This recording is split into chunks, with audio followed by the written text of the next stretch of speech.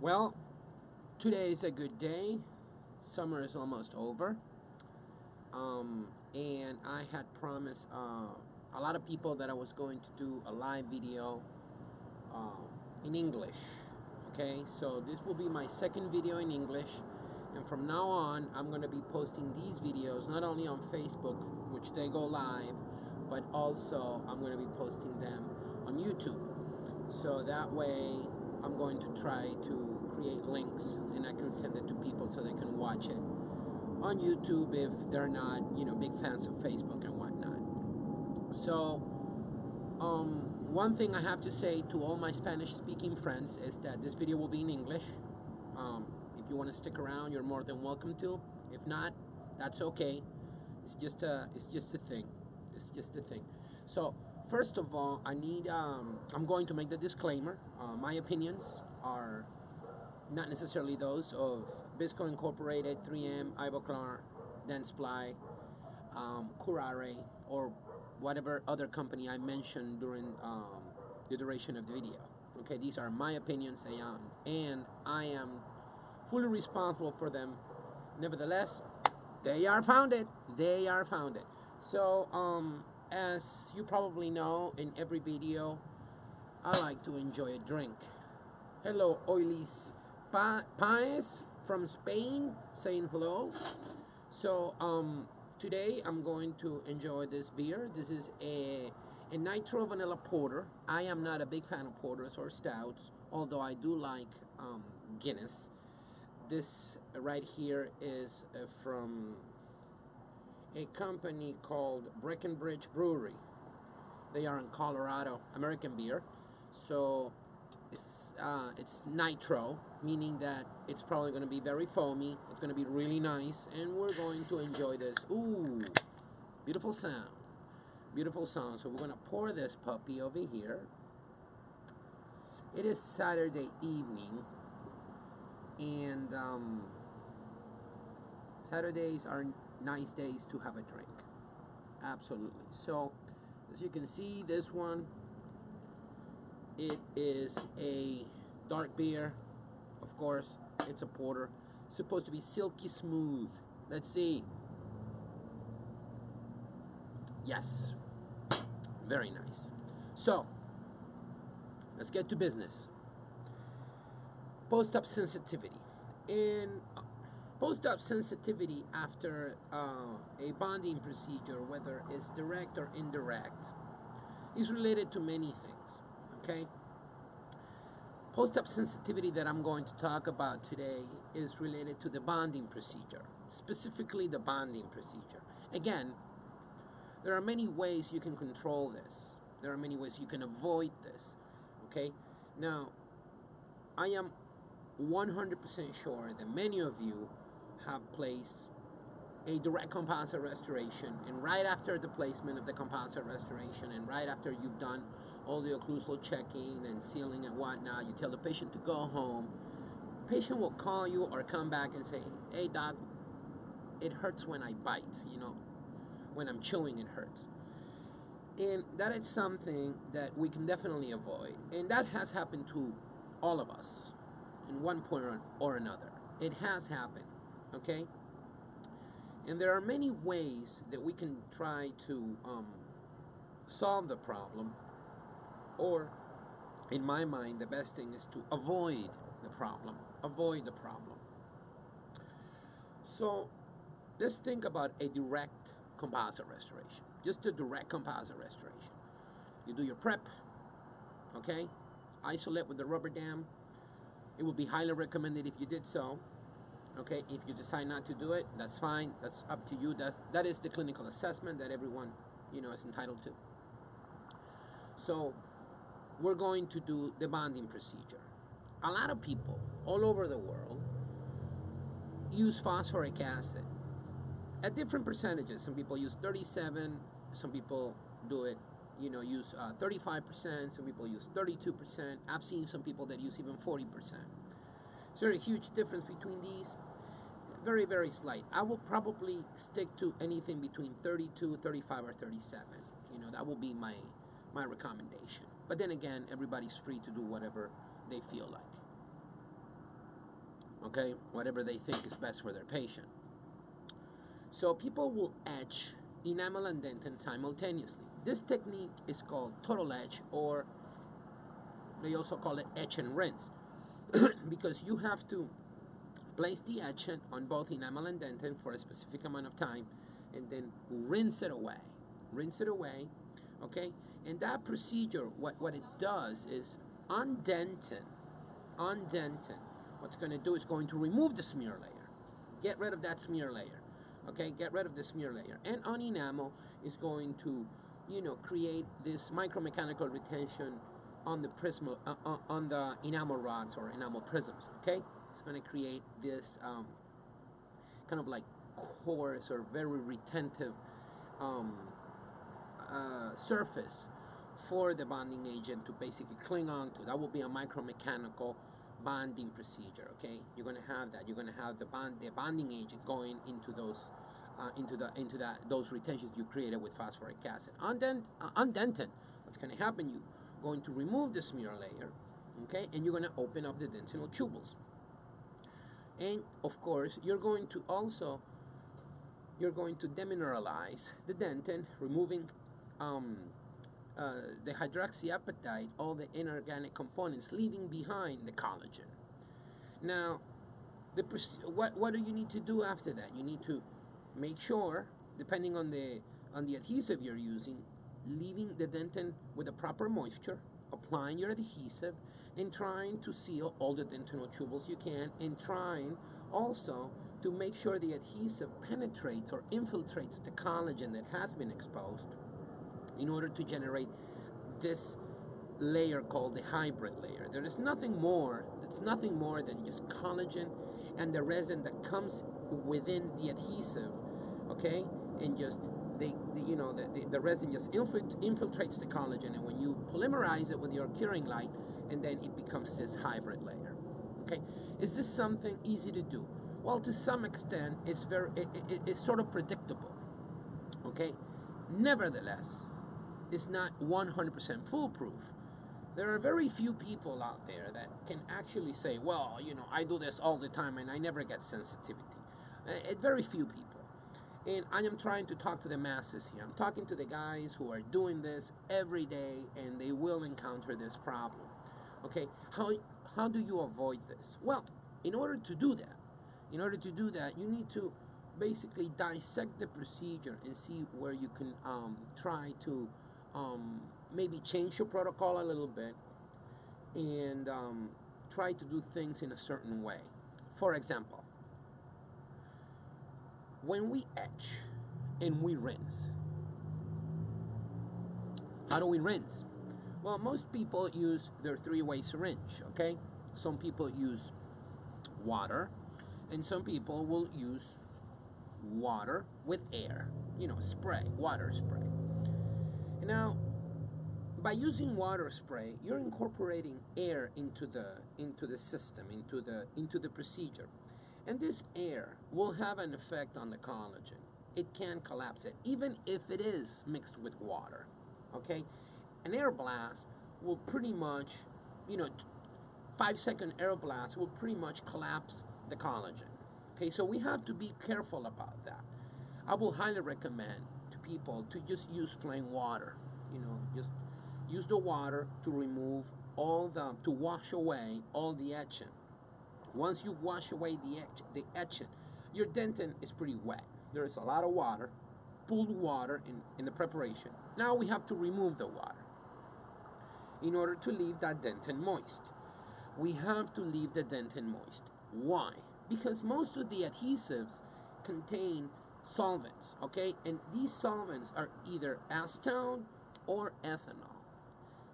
And those two solvents need water in order for them to properly penetrate and infiltrate the collagen, and actually, they can be vehicles that will carry that resin into, through the collagen and inside the dentinal tubules, and sealing them so you don't have a problem. Now, a lot of colleagues use air to remove the excess water. Now they say, well, I use air indirectly. I don't blast it directly on the dentin. I use it indirectly, and so on and so forth. I use very gentle stream of air. That's fine. However, air is not a good thing on etched dentin. What we should think about, what clinicians should think about, is to use something like other means. For example, foam pellets, cotton pellets, absorbing paper, any sort of, external means that will just kind of like suck up the excess water. The excess water has to be removed without, and it can be removed without the need of air. Okay. Another way that I found that is very effective is to use high vac, high suction. It will just suck up the excess water, leaving the dentin moist. And this is a good thing. This is a good thing because the air will just collapse the water. The collagen. So we have to be careful about that. Now, what happens if the collagen collapses? When the collagen collapses, I am losing the ability of the adhesive to properly penetrate through the collagen and seal the dentinal tubules, because now that collagen, because it's collapsed, is just a kind of like a funky mass on top of the dentin. Okay, and once we do that, we are diminishing the ability of sealing dentinal tubules. Why is this important? There's a theory which was published by Dr. Martin Brandstrom in the early 70s, and it's called the theory of hypersensitivity. Now, the theory states that in every dentinal tubule there is a odontoblastic prolongation. Let's call it a nerve, okay?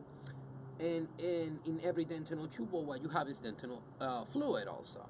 So this nerve, or this prolongation, odontoblastic prolongation, is just kind of like swimming in this dentinal fluid.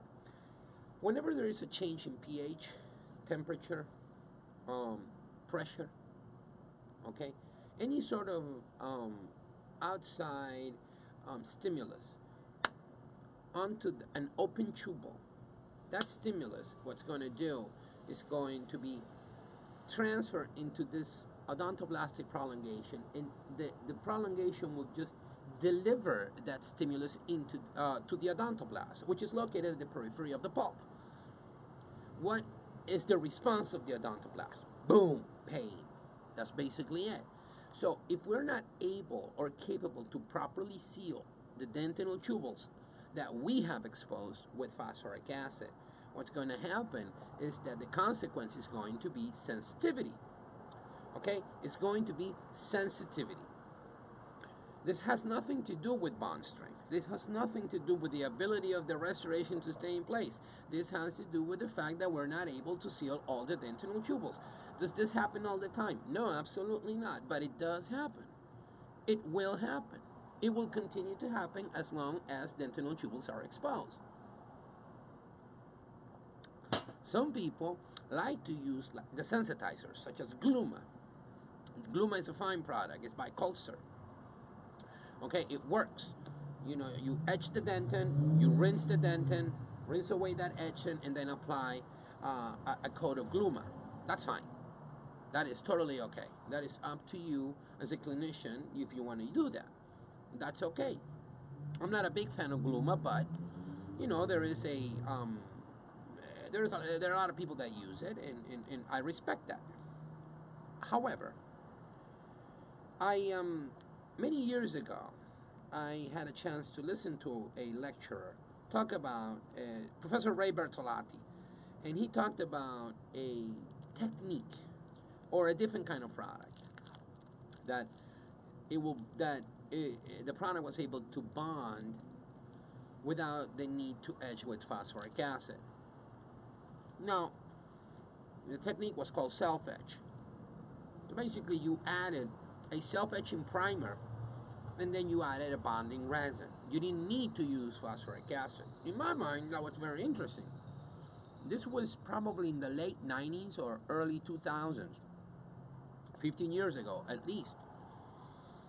Now, I see the deal, and I had so many questions, like what happens to the smear layer? The answer was, well, the smear layer is either incorporated into the system. That was basically it. It was being dissolved by this self-etching primer, and then it was incorporated into the bonded layer, and then the bonding resin on top of it. Once you cured it, you had a pretty solid bonded interface. I took the idea back to my office and I started doing self-etch with certain products. And I saw that from a sensitivity point of view, it was gone. I didn't have any more problems. I had other problems. Bonding was not very strong. I saw some ditching on the enamel. I saw a lot of change in color at the enamel and composite interface. But the sensitivity was gone. So in my mind, my thought process told me these products are going to evolve over time. They're going to get better. But these products have solved one of the biggest issues, which is post-op sensitivity. Now, everything evolves. Implants evolve. Surgical techniques evolve. Bicycles evolve. Phones evolve. Everything evolves. Dental adhesives, they're no different. They will evolve. They're evolving. They've gotten better. Okay, they've gotten better. Nowadays, you have something called universal adhesives. Universal adhesives are pretty awesome, and they're very cool because you're able to use a universal adhesive to properly bond to the dentin without the need of using phosphoric acid. That means in self-etch mode, but also some of these universal adhesives have monomers, functional monomers called MDP. And these MDP containing adhesives will be able to create a chemical bond to the dentin.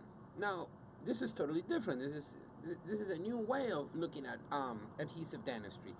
We not only had, for many, many years, micromechanical retention, but now we have chemical retention, chemical bond, real chemical bond. So that's really, really interesting. But the fact that an adhesive has MDP doesn't make it better to control sensitivity. The biggest deal with sensitivity is the fact that clinicians open the dentinal tubules. They open the dentinal tubules, and by opening the dentinal tubules, what you're going to have is a big issue. Now you have to see how you're going to seal them. So, isn't it better not to open the dentinal tubules, to leave them sealed with your smear layer? If you leave them sealed with smear layer, and then you use a self-etching adhesive that will alter the smear layer, but it will never open the dentinal tubule, you won't have sensitivity. Now that's smart, in my mind. That's being efficient. So if you might think, well, I really need to etch. Why? I mean, you need to etch, but why do you need to etch with phosphoric acid? Etching with phosphoric acid causes problems.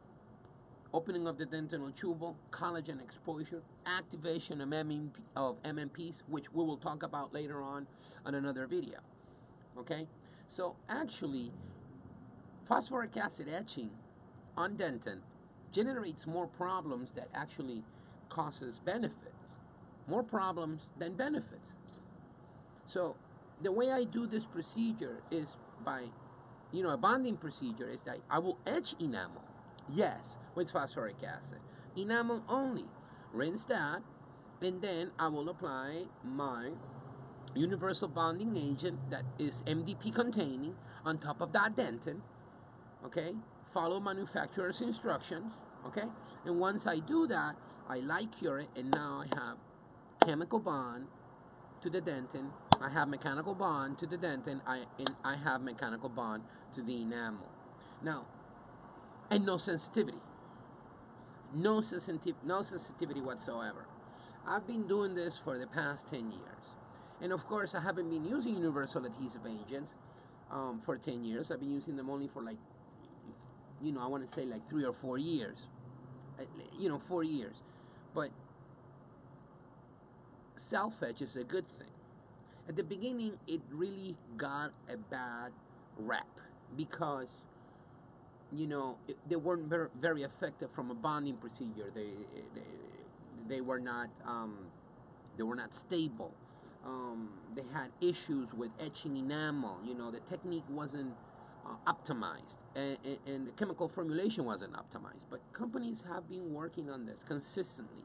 There isn't one company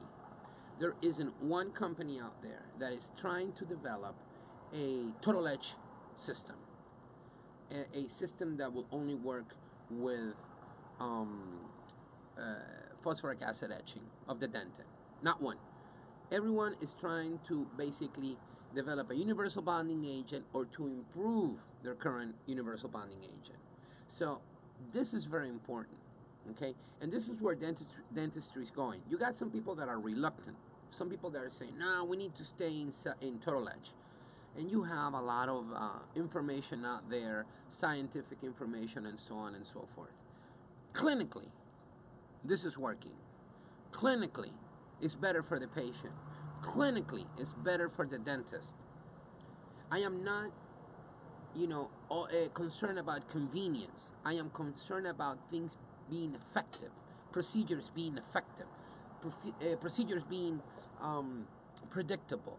In selective etch, which is etching enamel, rinsing, and then applying a universal bonding agent in self-etch mode on enamel and dentin, is predictable.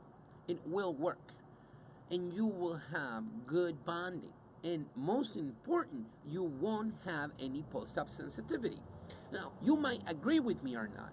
I really don't care if you agree with me or not. I'm just trying to share what I believe is the best thing to do. Okay, if you want to keep on, etching dentin with phosphoric acid and then applying, whatever, what is it you call it? The chlorhexidine in order to avoid MMP activity, or you want to use gluma, you want to use some sort of desensitizing agent, that's fine. That's fine. That's fine. That's up to you. Okay? It's up to you. If you want to continue having sensitivity over and over again, that's up to you. But let me tell you that nowadays, there is a way to avoid that. There is a way that you can do bonding procedure 100% of the time without any bonding-related sensitivity. Bonding-related sensitivity. So that is the message for today. The message for today is not to etch with phosphoric acid, dentin. Not to etch dentin with phosphoric acid. Not to be concerned about collagen exposure, collagen collapsing, MMP activation, opening of dentinal tubules, and sealing of dentinal tubules. It's just too hectic. It's too messy. Oh, I've been doing this for 25 years, and maybe you've been doing it for 25 years, and you've been doing it wrong all along. Why? Well, the fact that you've been doing it for 25 years doesn't mean that you've been doing it right. It just means that you've been doing it for 25 years. But I guarantee you that if you've been doing bonding procedures for 25 years or 30 years or 10 years, just etching dentin, okay, using total etch as your technique, I guarantee you've had patients who've come back with sensitivity, okay? So I just wanted to, convey that message. I hope that you think about this and maybe apply a different technique and and see how it goes, and maybe when you see me, maybe if you get to see me lecturing in your country, you will be I'll be more than happy to accept your thank you, because that is what's going to happen. You're going to say, oh, by the way, doc, thank you, and I will say, you are welcome. Okay, thank you for allowing me to share with you guys. Hopefully we're going to do more of these in English, and I'm going to try to keep them clean, making sure everybody feels comfortable. I don't like to step on any toes. So the message for today is avoid sensitivity by not etching with phosphoric acid. Dentin is a very sensitive surface, and we have to treat it with a lot of respect. Thank you very much, and enjoy your night.